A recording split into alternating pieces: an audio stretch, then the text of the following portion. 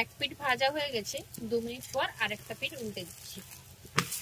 ও beautiful, তোমার মতো ঠিক। কি চলছে গো ওগুলা?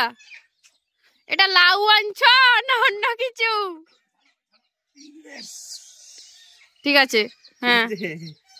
তুমি কি লাউ বিক্রি করতে যাবে? আচ্ছা, এটা লাউ না আর কিছু, আমার তো মনে হয় 8-9 কেজি হয়ে যাবে। হ্যাঁ, লাউ না আর কিছু। সেদিনও একটা কাটা হলো এরকম, কিন্তু লাউটা আবার মানে বয়স হয়নি, পুরো কচি আছে। লাউ তো পাওয়া যাচ্ছে না, নরম আছে, শব্দটা বোঝা যায়। এই তো নাও ঢুকে যাচ্ছে। আরো আছে। নমস্কার বন্ধুরা, সোনার কিচেনে আপনাদের সবাইকে স্বাগত। প্রথমে ভিডিওতেই তো দেখেছেন যে প্রথমেই লাউ পাড়া হয়েছিল গাছ থেকে। এই যে এত বড় একটা লাউ পাড়া হয়েছে। এবার সেই লাউটাই কাটার দায়িত্ব পড়েছে এই যে ওনার উপরে, কারণ আমার পক্ষে ক্ষমতা নয়, এটা বটি দিয়ে ফাল করা যাবে না, এটা দা দিয়ে এই কাজটা করতে হবে। কারণ লাউটা প্রায় 8-9 কেজি তো বেশি হবেই, 8-9 কেজির বেশি হবেই। এবার আগের দিন তো একটা লাউ কেটে করে সেটা পান্তা ভাতের সঙ্গে ছেঁচকি ভাজা করে খেয়েছি। আজকে এই লাউটা দিয়ে একটু লাউ পিঠে বানাবো। শীতের সময় লাউ পিঠে খেতে বেশ ভালো লাগে। লাউটা দেখে আপনারা হয়তো ভাবতে পারেন যে লাউটা অনেক বয়স হয়ে গেছে, বুড়ো হয়ে গেছে, কিন্তু না, লাউটা পুরো কচি আছে। মানে বুঝতেই পারছেন এই লাউটা কত বড় হয়, কিন্তু এর বীজটা রাখা গেল না, এটাই মনে কষ্ট। আর তো নেই। একটা লাউয়ের ফালি দেখলে আপনারা বুঝতে পারেন,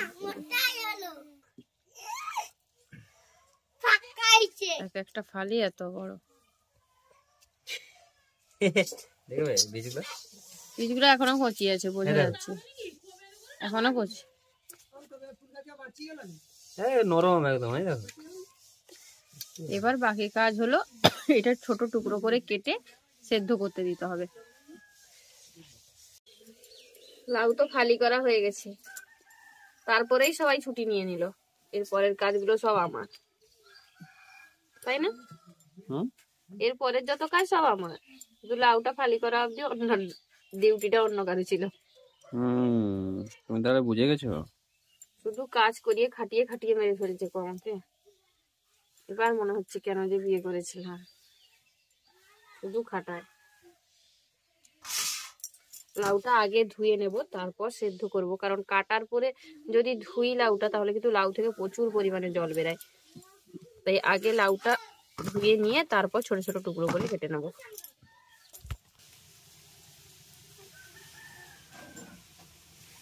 একদম ছোট ছোট টুকরো করে কেটে নিচ্ছি যাতে তাড়াতাড়ি লাউটা সেদ্ধ হয়। আপনারা চাইলে কিন্তু প্রেসার কুকারের মধ্যে সিটি দিয়েও সেদ্ধ করে নিতে পারেন। সেদ্ধ করার পরে কিন্তু জলটাকে খুব ভালো করে বের করে গেলে নিতে হবে। জল থাকলে কিন্তু তখন বাকি যে উপকরণগুলো মেশাবো সেগুলোর পরিমাণ বেড়ে যাবে, দিয়ে লাউর টেস্টটা এতটা ভালো আসবে না।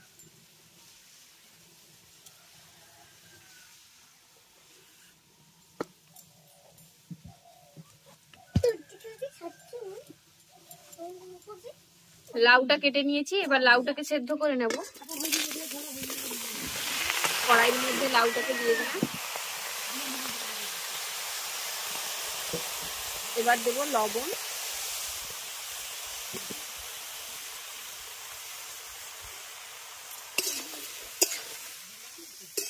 লবণ দিয়ে লাউটাকে ঢাকা দিয়ে সেদ্ধ করে নেব। পুরোটা পরিমাণে লাউ ব্যবহার করিনি, একটা ছিট লাউ দিয়েই কিন্তু হয়ে যাবে, কারণ লাউটা তো অনেক বড় ছিল।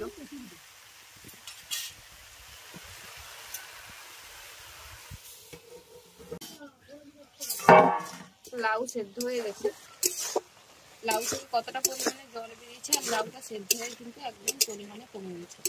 এবার এটা নামিয়ে নিয়ে জলটাকে ঝরিয়ে নিয়ে এটাকে গ্রাইন্ডার জারের মধ্যে দিয়ে পেস্ট করে নেব। লাউটাকে খুব ভালো করে পেস্ট করে নিয়েছি। আপনারা চাইলে কিন্তু হাত দিয়েও চটকে নিতে পারেন, আবার এইভাবে ভালো করে একটু ম্যাশ করে নিতেও পারেন। মিক্সারে করে দেওয়াটা ভালো কি? মিক্সার যদি না থাকে তাহলে হাত দিয়েও ম্যাশ করা যাবে। শিল নোড়ার দরকার নেই। এবার একটা পাত্রের মধ্যে নিয়ে নিচ্ছি, আর সেই পাত্রের মধ্যে আমি আগে থেকেই পেঁয়াজ কুচিয়ে নিয়েছি, সেই সঙ্গে কাঁচা লঙ্কা আর ধনেপাতাও একদম ছোট ছোট টুকরো করে কুচি করে নিয়েছি। এবার এর মধ্যে সামান্য হলুদের গুঁড়ো দেব। হলুদের গুঁড়োটা দিলেও চলবে, আবার না দিলেও কোনো স্বাদের তেমন কোনো পার্থক্য হবে না, দিলে একটু খুব ভালো সুন্দর কালার আসে। আর দিচ্ছি গোটা জিরে। লাউ সেদ্ধ করার সময় লবণ দিয়েছিলাম, সেটা বুঝেই এখন অল্প পরিমাণে লবণটা ব্যবহার করছি। দরকার হলে সবশেষে একবার টেস্ট করে নেবেন, তারপর বানাবেন। বা বানানোর পরে একটা প্রথমে টেস্ট করবেন, তারপর যদি কম বেশি মনে হয় সেক্ষেত্রে মিশিয়ে নিতে পারেন। এবার সব কিছুকে খুব ভালো করে মিশিয়ে নিলাম। লাউ আছে বলে তো বুঝতে পারবেন না। তোমার মতো ব্যক্তিদের জন্য এটাই পারফেক্ট, যারা লাউ খায় না। মানে আমার বাড়িতে ইনি হলেন যে লাউ কিছুতেই খাবেন না, তাই এরকম পথ আমাকে অবলম্বন করতে হয় যাতে লাউটা একটু খাওয়ানো যায়। এবার এর মধ্যে মেশাবো চালের গুঁড়ো। আর হ্যাঁ, একটা কথা বলে রাখি, লাউটা সেদ্ধ করার পর পেস্ট যে করবেন সেটাও যদি গরম অবস্থায় করেন, তারপরেও কিন্তু খুব ভালো করে এটাকে ঠান্ডা করতে হবে, তারপর চালের গুঁড়োটা মেশাবেন। গরম অবস্থায় যদি চালের গুঁড়োটা মিশিয়ে দেন সেক্ষেত্রে কিন্তু পিঠেগুলো উঠবে না আর ভালোও হবে না। তাই অবশ্যই কিন্তু চালের গুঁড়োটা একদম ঠান্ডা করে মেশাবেন। এবার সবশেষে এর মধ্যে দিয়ে দিচ্ছি চালের গুঁড়ো। চালের গুঁড়োটা দিয়ে খুব ভালো করে এটাকে মিশিয়ে নিতে হবে। এটা ম্যান্ডেটরি, মানে মেশাতে হবে, না মেশালে কি হয়ে যাবে? না না, চালের গুঁড়োটা। চালের গুঁড়োটা না দিলে ওটা কিসে পিঠে হবে? ময়দা দিয়েও হবে, তবে চালের গুঁড়োটা ময়দার থেকে বেশি স্বাস্থ্যকর। আরো একটা কথা এখানে বলি, আপনারা পিঠেটা বানানোর সময় যদি দেখছেন পিঠেটা না উঠছে, সেক্ষেত্রে সামান্য এই 2 থেকে 3 চামচ মতো ময়দা মিশিয়ে নেবেন, দেখবেন পিঠেটা খুব সহজেই কিন্তু তাওয়া থেকে উঠে আসবে। যদি ননস্টিকের তাওয়ায় করেন তাহলে তো কোনো কথা নয়, খুব সহজেই পিঠেটা বানাতে পারবেন। তবে আমি যেহেতু উনুনে করব, লোহার তাওয়ায়, সেরকম তাওয়ায় যদি কেউ করেন অনেক ক্ষেত্রে পিঠেটা উঠে আসে না। সেক্ষেত্রে কিন্তু একটু ময়দা বা আটা মিশিয়ে নিলে পিঠেটা খুব সহজেই কিন্তু উঠে আসবে। এবার সবশেষে এর মধ্যে সামান্য একটু পরিমাণে চিনি দেব, যাতে একটু মিষ্টি মিষ্টি ভাবও থাকে। বেশি মিষ্টি বানাবো না, সামান্য দেব, যাতে খেতে খুব ভালো লাগে। চিনিটা দিয়ে দিচ্ছি। আপনারা চাইলে কিন্তু এখানে আরো অনেক কিছু সবজি ব্যবহার করতে পারেন, যেমন গাজর, পালং শাক, এগুলোও কিন্তু মিশিয়ে ব্যবহার করা যাবে।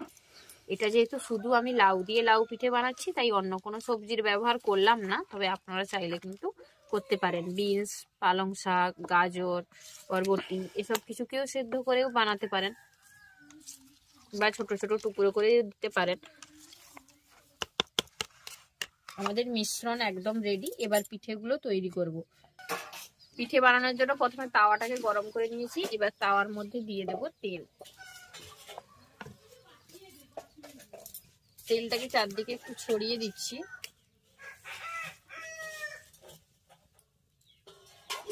এবার 1 হাতা পরিমাণ ব্যাটার নিয়ে তাওয়ার মধ্যে দিয়ে দিলাম, দিয়ে চারদিকে এটাকে ছড়িয়ে দেব। হাতার সাহায্যেও ছড়ানো যাবে, আমি একটা তাল পাতা নিয়েছি, তার মধ্যে ছড়িয়ে দিচ্ছি।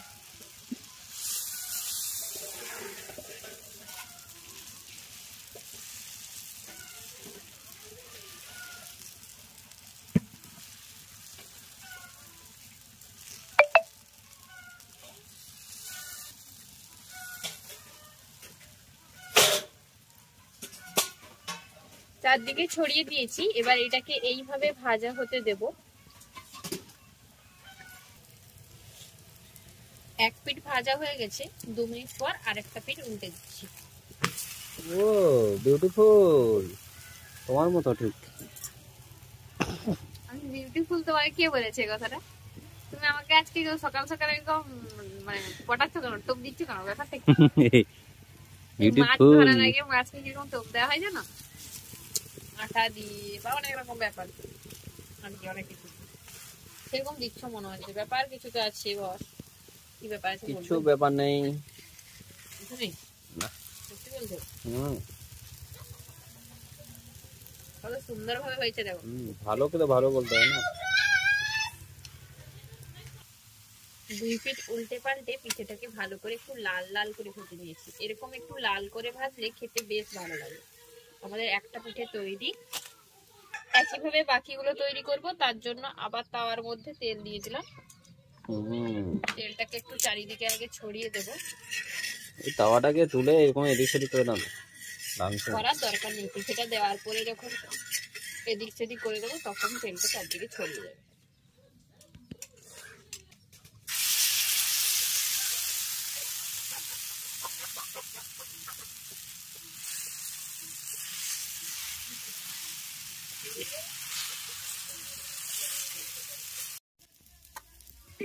হয়ে গেল নাকি?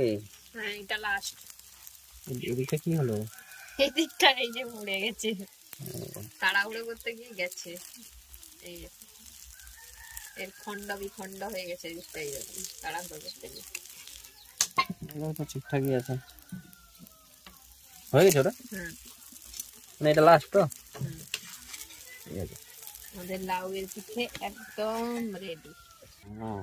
সমস্ত পিঠেগুলো তৈরি করে নিয়েছি, দেখে বুঝতে পারছো এখানে লাউ দেওয়া আছে। তোমাকেই খাওয়ানো হবে আজকে এগুলো। আমাদের আজকের লাউ দিয়ে তৈরি এই লাউ পিঠে বা লাউয়ের ব্রেকফাস্ট যাই বলুন না কেন, ব্রেকফাস্ট ডিনার যে কোনো সময় আপনারা এটা তৈরি করতে পারেন। কেমন লাগলো অবশ্যই কমেন্ট করে জানাবেন। ভালো লাগলে বরাবরের মতো ভিডিওটিতে একটু লাইক করে আপনার বন্ধু বান্ধব এবং ফ্যামিলির সঙ্গে ভিডিওটা শেয়ার করার অনুরোধ রইল। চ্যানেলে নতুন বন্ধু হয়ে থাকলে অবশ্যই চ্যানেলটি সাবস্ক্রাইব করে নেবেন। সেই সাথে যারা ফেসবুক পেজ দেখছেন তারা অবশ্যই ফেসবুক পেজটি ফলো করে নেবেন। চলুন প্রথমে পিঠাটা টেস্ট করি। ভেতর থেকে বের করি, উপরেরটা প্রচুর গরম, কেটে করে নিয়েছি। প্রথমে তোমাকে পেছন দিকে একটু দিয়ে দিই, তুমি আবার যদি লোভ দিয়ে দাও।